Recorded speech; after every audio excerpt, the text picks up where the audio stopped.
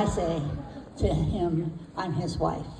But I want to tell you 3 things that you may not be aware of that impacted me.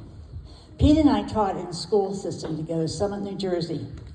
I taught math upstairs, he taught Latin downstairs. And how we all learn is what we were exposed to.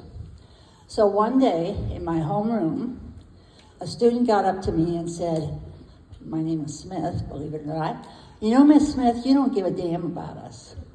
I thought, whoa, this 9th grade student. And to this day, I'm amazed that I didn't get mad. And I said, what are you talking about? She said, you come into this class and you check off the attendance, you stand up and you pretend you're saying the Pledge of Allegiance, and then you go on with your work. You don't care about us. So that was my model in high school. That's what I learned from the teacher that taught me. So I ran downstairs and I said to Pete, what do you do in a homeroom? And he said to me, that's the best time of the day. I say to the kids, how was your weekend? Did you go to the dance? What are you doing hanging out? It changed my whole teaching career. My second story is, I was director of curriculum for Mahoning County Schools.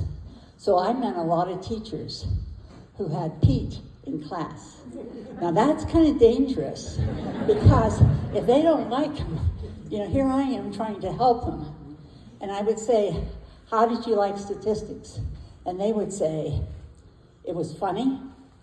Do you really have uncle in Brooklyn?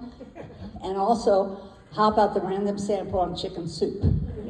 But the one thing they all agreed on, we learned a lot, but it's how he made us feel.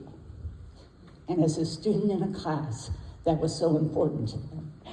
And my last story is, if you knew my father-in-law, he was very big on helping others. And so he taught Pete, who's taught his grandchildren, that you don't judge. If you see somebody in need, you help. And the story that moved me the most is, first of all, some of you know Matt, help me, Sister Matt, and his brother. Say it? Right. We took them to a hockey game, big guy. And Pete said to them, you have to have a whole bunch of $1 bills. What for? Because you're going to go across the street and you're going to give them to people that are in need. Well, if you see these 2 big guys, I got this one over here. No, you can't have that one. Getting rid of their dollars. But I never knew it before. But Pete went up to a guy to give him $1, and he said, what is your name? And the guy started bawling. And he said, what's the matter? Did I upset you? He said, no one in 5 years have ever asked me my name.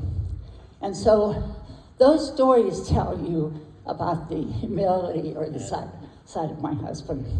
And I don't want to go on, but most of you know, as Anne-Marie said, a supporter of a person, a caregiver, is more important than the patient. And he's been absolutely super. Thank you.